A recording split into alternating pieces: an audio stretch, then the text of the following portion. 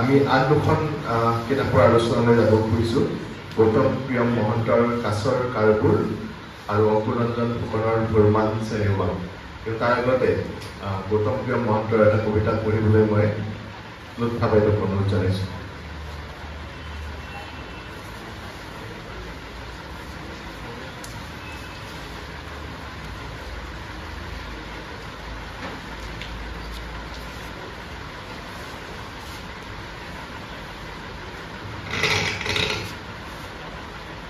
নমস্কাৰ। গৌতম প্ৰিয়ম মহন্তৰ কাছৰ কাৰবোৰ সংকলনৰ পৰা মই এটা কবিতা পাঠ কৰিবলৈ ওলাইছোঁ। কবিতাৰ শীৰ্ষক কবিতা। জীয়াই থাকক দিয়া উপেক্ষাৰ ৰুদ্ধ চাপ কয়লাৰ মাজত, অতীত হত্যাৰ প্ৰয়াসবোৰ ছদ্ম দেখি স্মৃতি চাৰণ মাতি, কিমানটা বছৰৰ পিছত উপহাৰ পোৱা দেখা নোচোৱাকৈ লেৰেলি যায় উপহাৰ কাকতৰ মুদাম। মই মোৰ জিহাদ সামৰি উভতি অহালৈ পথচাৰীবোৰ মিলি যায় দিনটো দ্বিতীয়টো জীৱনত। কোনোবা কিশোৰীৰ অনুশীলনত সাৰ পোৱা মধুবন্তীৰ তাপত উৰুকি উৰুকি কলা তেজলৈ সোমাই অহা গধূলিৰ দৰে। যাবলৈ ক'তো নাই বাবেই উপমি থাকে এটা সমস্ত অতীত আত্মহাত কৰি সাজ লোৱা এটা জোন। কৰাল মৰা ক্ষতবোৰত বাঢ়ি নিৰ্লিপ্তিৰ উচতি অনা গুণ। ইমান নিষ্ঠুৰ অপচয় এই তেজ ৰঙা। কেঁকুৰিৰ বৰগছৰ তলৰ অন্ধকাৰত আশ্ৰয় মাতিলে ভৰিত জপতিয়াই লাগি ধৰিল নিজৰেই এডাল পুৰণি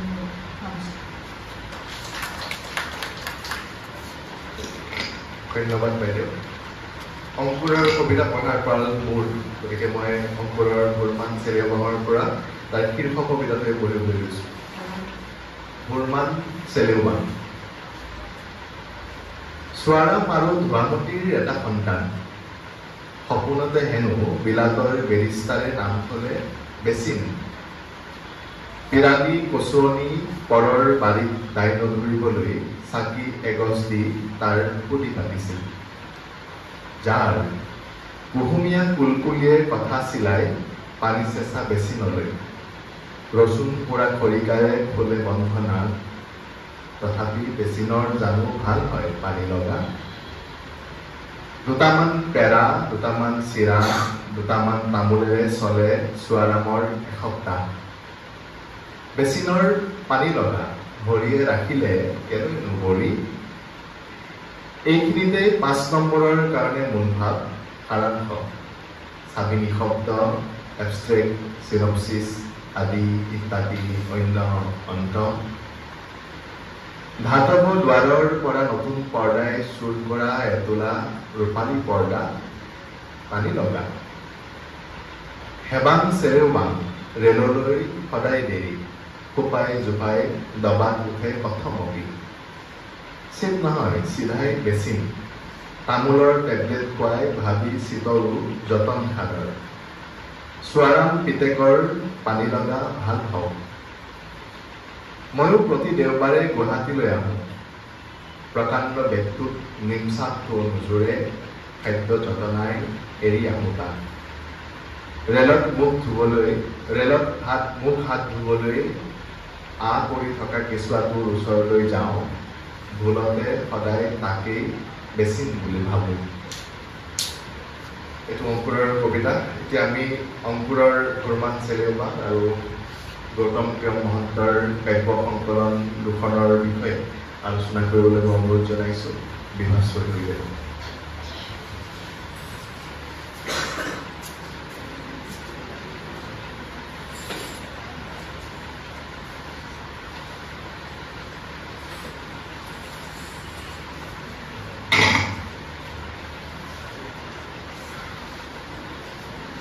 আজি ফুকন ছাৰৰ জন্ম দিৱস। কবিতা লিখা, কবিতা পঢ়া আৰু কবিতা ভাল পোৱা সকলোৰে কাৰণে আজি এক আনন্দৰ দিন। আৰু আমি সকলোৱে যিসকলে ফুকনচাৰৰ সান্নিধ্য পাইছিলোঁ, তেখেতৰ কথা পাতিছিলোঁ, তেখেতৰ নতুন কবিৰ প্ৰতি তেখেতৰ যি আদৰ, মৰম, উৎসাহ আমি সকলোৱে দেখিছোঁ। আৰু আজি এই অনুষ্ঠান চৰ্চা, যাৰ মাজেৰে এই ধৰণৰ এক অনুশীলন বুলিয়ে ক'ব লাগিব, কাৰণ এই ধৰণে যদি আমি লাইভ ক্ৰিটিচিজমৰ অনুষ্ঠান এটা হয়তো কেতিয়াবা হৈছে, মোৰ মনত নপৰে, অসমত পোৱাটো মোৰ মনত নপৰে। নতুন কবিৰ বুলি নহয়, আগতে হয়তো হোৱা নাই। গতিকে সুন্দৰ পদক্ষেপ। আৰু পৰিচয় ইমান সুন্দৰকৈ কথাখিনি কৈছে। মই তেখেতে আৰম্ভতে কৈছে যে মই একো লিখি নানো, গতিকে মই কবিতাৰ কিতাপ দুখন পঢ়ি তাৰ ওপৰত কিছু ক'বলৈ যত্ন কৰিম। যিহেতুকে মই এগৰাকী শিক্ষক, আৰু শিক্ষক হিচাপে কেতিয়াবা মূল্যায়ন কৰিব লগা হ'লে অসুবিধাত পৰিব লগা হয়। আপোনালোকে জানে আজিকালি গ্ৰেডিং ছিষ্টেম আছে। সেই ধৰণৰ এটা, যদিও আমি সেই ধৰণৰ এটা কাম কৰা নাই, কিন্তু দুইখন কিতাপ দুগৰাকী কবিৰ, অংকুৰ ৰঞ্জন ফুকন আৰু গৌতম প্ৰিয়ম মহন্তৰ দুয়োগৰাকী কবিৰ দুইখন কিতাপ, আৰু কিতাপ দুখনৰ পাৰ্থক্য চকুত পৰা ধৰণৰ। পাৰ্থক্য কেনেকুৱা তাক কোৱাৰ আগতে মই এখন কৰি কবিতাত পুথি দুখনৰ বিষয়ে অলপ ক'ম, আৰু তাৰপিছত যদি কিবা মই মিল দেখা পাইছোঁ বা কিবা পাৰ্থক্য দেখা পাইছোঁ, সেইটো আপোনালোকৰ লগত ক'ম। প্ৰথমতে অংকুৰৰ কিতাপৰ কথা ক'ব বিচাৰিছোঁ। কিতাপখন খুবেই চুটি কিতাপ, বেছি কবিতা নাই,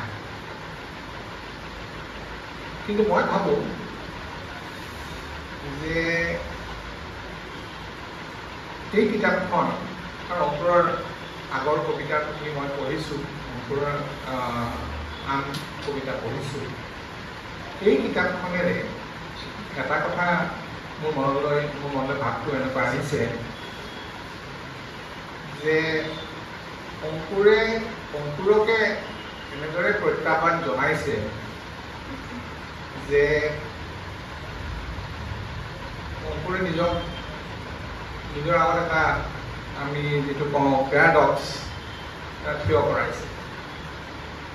আৰু এইটো মই ক'বলৈ পাই মই খুব আনন্দিত, কাৰণ এগৰাকী কবিৰ জীৱনত এনেকুৱা এটা অভিজ্ঞতা সহজে নাহে। তাৰ কাৰণটো এইটো যে অংকুৰৰ কিতাপখনৰ প্ৰতিটো কবিতাই তাৰ সন্মুখত থকা পাতত বা আমি পাৰ কৰি অহা পাতত যি কবিতা আছে, প্ৰতিটো কবিতাই আনটো কবিতাতকৈ বেলেগ। এইটো সহজ কথা নহয়। আমেৰিকাৰ দুগৰাকী খুব প্ৰতিভাশালী কবি আছে। এগৰাকী মহিলা, কৃষ্ণবৰ্ণৰ দুগৰাকী কবি, এগৰাকী ক্লডিয়া ৰেনকিন আৰু আনগৰাকী হৈছে পুৰুষ জেৰিকো ব্ৰাউন। তেওঁলোকৰ কবিতাত মন কৰিবলৈ দিশ এটা হৈছে ঘনত্ব, খুব ঘন। আৰু এইমাত্ৰ মৃদুলে যিটো কবিতা পঢ়িলে, বুৰমান চেলেওপান, তাতো এক ঘনত্ব আছে, যাৰ আমি ডেন্সিটি বুলি কওঁ, খুব কনচেনট্ৰেটেড।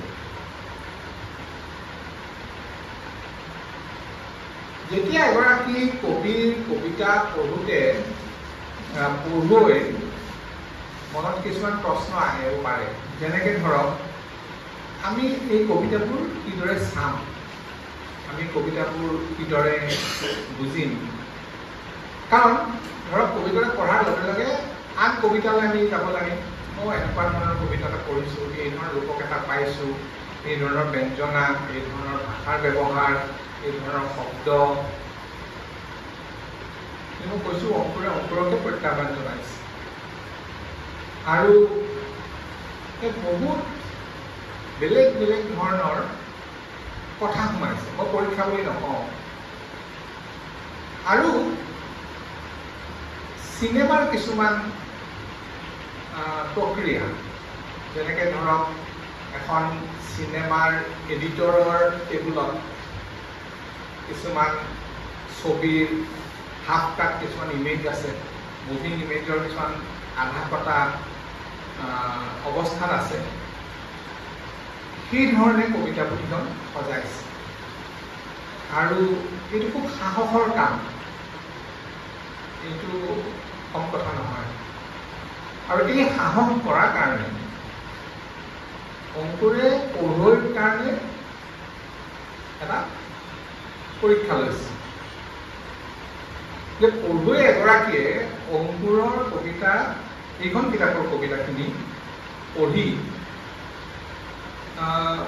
এনেকৈ ক'ব নোৱাৰে যে মই বুজা নাই। এনেকুৱা হ'ব পাৰে যে কিবাটো আছে। কাৰণ আপোনালোকে জানে আমি সদায় কবিতা পঢ়োঁ, কবিতা চৰ্চা কৰোঁ, আলোচনা কৰোঁ।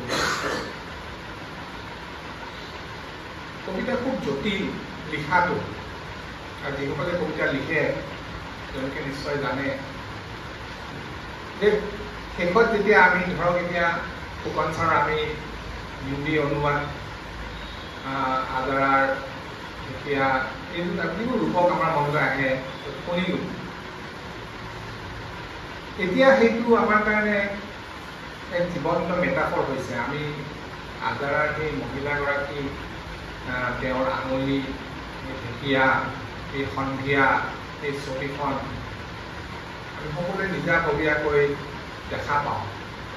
কিন্তু তাৰ নেপথ্যত যিটো প্ৰক্ৰিয়া, যিধৰণে শব্দবোৰ উদ্ভাসিত হৈ জীৱন হৈ পৰিছে, কবিৰ কাৰণে সহজ নহয়।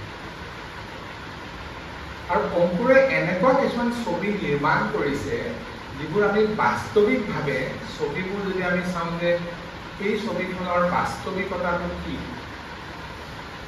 তাতে এটা মই খুব উল্লেখনীয় দিশ লক্ষ্য কৰিছোঁ। সি এক কল্প বাস্তৱৰ মধ্যভাগত ৰখি আছে। সি কল্পনাও, সি বাস্তৱ। আৰু অংকুৰে এইটো কি ধৰণে কৰিছে সেইটো মন কৰিবলগীয়া। কাৰণ অংকুৰৰ যিখন প্ৰথম কিতাপ, তাতো অংকুৰে কিছু অনুশীলন কৰিছিলে, কিন্তু তেতিয়া অংকুৰে যথেষ্ট নিয়ন্ত্ৰণ কৰি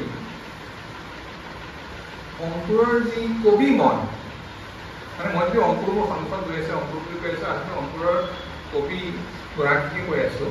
গতিকে সেই কবিৰ যি কবি মন, সেই কবি মনৰ যি আত্মবিশ্বাস,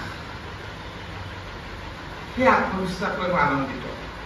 এতিয়া কবি এগৰাকীয়ে যেনেকৈ ধৰক এজন ক্ৰিকেটাৰে যেতিয়া বেট কৰিব যায়, তেওঁ গম পায় যে মই আজি ভাল খেলিম বা মই ভাল খেলুৱৈ হ'ব পাৰিছোঁ।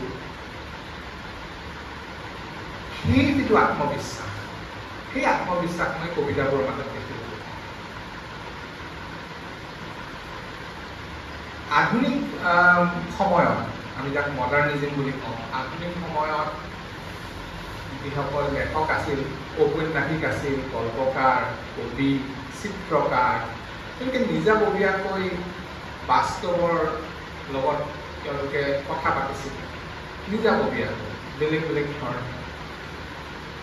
সেইবোৰ এনে ভাৱ হয় যে অংকুৰেও সেই কবিতাৰ বাস্তৱবোৰৰ লগত কথা পাতি যেন কটাকটি কৰি শব্দবোৰ সজাই ইয়াত লৈ আহিছে। গতিকে এইখন আশ্চৰ্যকৰ জগত আৰু এনেকুৱা ভাৱ হয় যে আমি কবিতাবোৰ যিমানে পঢ়ি গৈ থাকিম কেতিয়াবা আপোনাৰ বডলেয়াৰৰ সেই আধুনিক চহৰৰ সেই নৰ্দমাৰ পানীৰ ছবিখনো পাম, এই নিউয়ৰ্কৰ কথা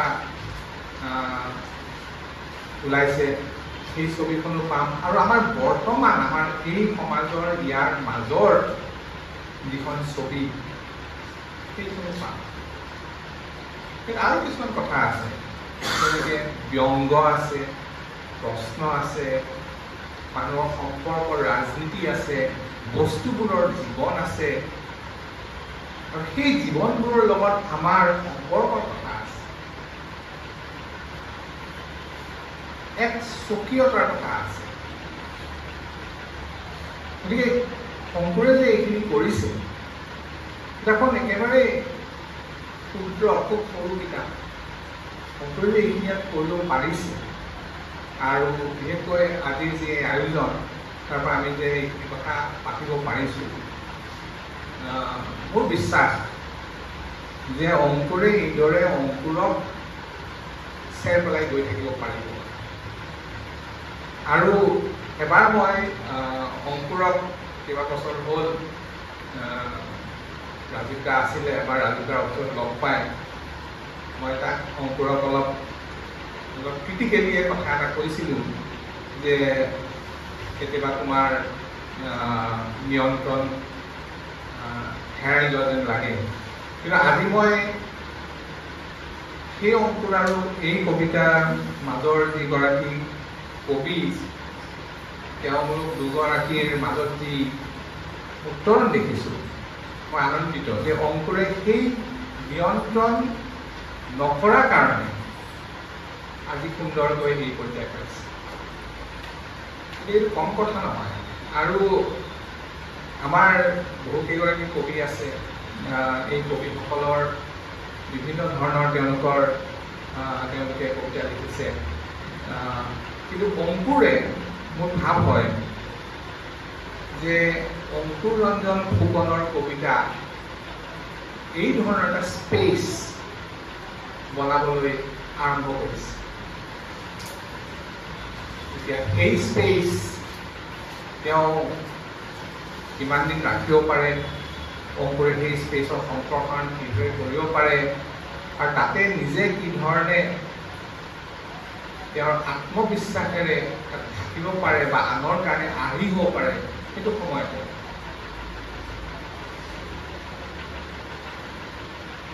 এতিয়া কবি বেলেগ বেলেগ ধৰণৰ থাকে। আপোনালোকে জানে যে আইৰিছ কবি WB ইয়েটছৰ বিষয়ে T.S. এলিয়টে যেতিয়া ফেভাৰৰ সম্পাদক আছিল তেতিয়া তেওঁ কৈছিলে যে আমি যি ৰোমান্টিক ইয়েটছক 19বিংশ শতিকাত পাইছিলোঁ, বিংশ শতিকাৰ যি আধুনিক ইয়েটছ দুইগৰাকী ইয়েটছৰ মাজত পাৰ্থক্য আছে। হয়, সমাজ সলনি হৈছে, চাৰিওফালে পৃথিৱীখন সলনি হৈছে, সংকটময় হৈ পৰিছে, ইয়েটছৰ কবিতাও সলনি হৈছে। সেইটো এক ধৰণৰ যাত্ৰা।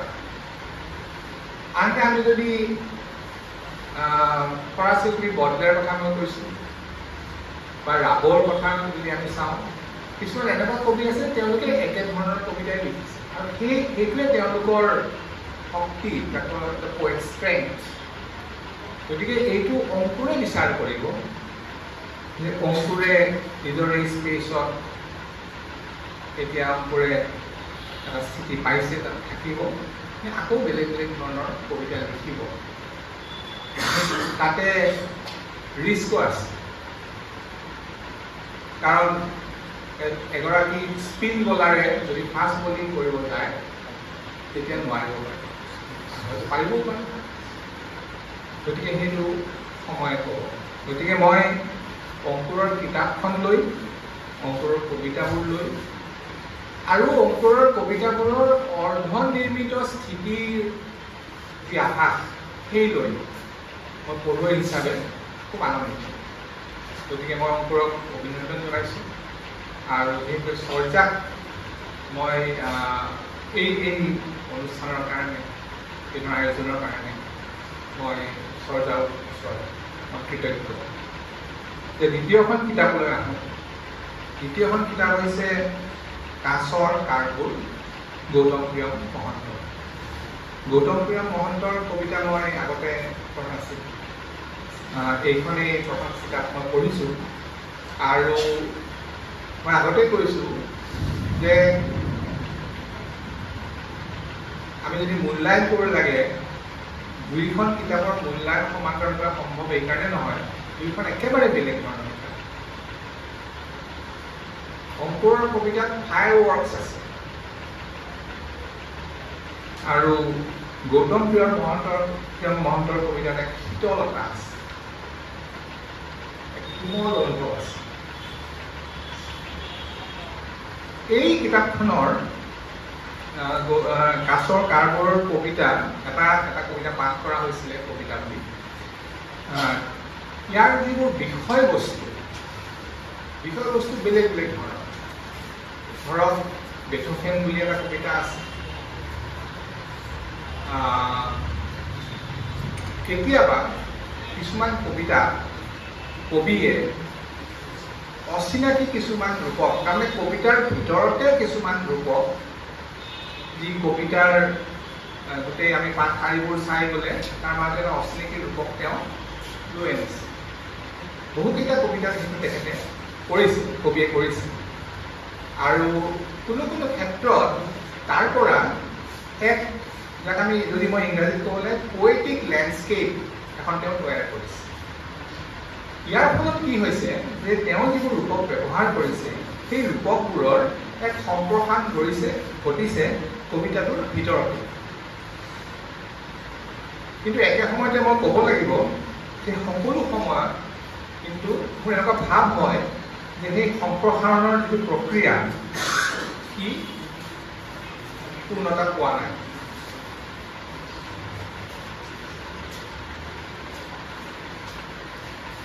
কবিতা গদ্যটো নহয়, কিন্তু কবিতাত যি কাহিনী থাকে, কবিতাৰ যি বিষয় থাকে, সি বিস্তাৰিত ৰূপতটো আমাৰ মাজলৈ নাহে। আমি সেইটো কবিতাৰ পৰা আশা নকৰোঁ যে কবিতাই আমাক একেবাৰে বিতংকৈ গোটেইখিনি কথা কৈ দিব। কবিতাত কথাবোৰ সংক্ষিপ্ত ৰূপত, যিটো মই অংকুৰৰ ক্ষেত্ৰত কৈছোঁ এক ঘনত্বৰ মাজেৰে প্ৰকাশিত হয়। ইয়াৰে কেইটামান কবিতা আৰু বিশেষকৈ কেইটামান কবিতাৰ শাৰী পঢ়াৰ লগে লগে মনত কিছুমান ছবি লৈ আহে। এতিয়া এটা মই অসমীয়া কবিতাৰ ক্ষেত্ৰত পৰীক্ষা বুলিয়ে ক'ব লাগিব। তেওঁৰ এটা কবিতা আছে ৰোড চাইড ৰোমিঅ'ৰ চনেট। এতিয়া আমি জানো চনেট এক কাব্যিক ফৰ্ম হিচাপে চনেট ভাৰতীয় নহয়, অসমীয়া নহয়, ই ইউৰোপীয়। আৰু তাৰ যি শাৰীৰ আয়োজন 4 4 আৰু 6 চৈধ্যটা শাৰীৰ যি আয়োজন, সেই আয়োজন যদি আমি লক্ষ্য কৰোঁ এই কবিতাটো, যিহেতুকে মই এগৰাকী সাহিত্যৰ শিক্ষক, গতিকে যদি মই চনেট হিচাপে চাওঁ তেতিয়া ইয়াত কিছুমান দিশ মোৰ চকুত পৰিয়ে যায়। যেনেকৈ ধৰক আমি ইংৰাজীত মিটাৰ বুলি কওঁ, আৰু ইয়াৰে শব্দবোৰৰ উচ্চাৰণৰ পৰা যি ধ্বনি সৃষ্টি হয়, সেই ধ্বনিৰ আয়োজনৰ যিটো প্ৰক্ৰিয়া, সেইটো যদি আমি লক্ষ্য কৰোঁ, কিছু কিছু ক্ষেত্ৰত চনেটৰ যি নিয়মাৱলী, সেই নিয়মাৱলী ইয়াত পালন কৰা হোৱা নাই। দ্বিতীয়টো কথা হৈছে যে চনেটৰ বিষয় কি হ'ব লাগে কোনো নিৰ্ধাৰিত তাৰ আমি ক'ব নোৱাৰোঁ যে এই ধৰণৰ চনেটেই লিখিব লাগিব। গতিকে ৰোড চাইড ৰোমিঅ'ৰ চনেট হ'ব পাৰে, কিন্তু এই ৰোড চাইড ৰোমিঅ' বুলি ক'লে আমাৰ যিখন ছবি আহে মনলৈ,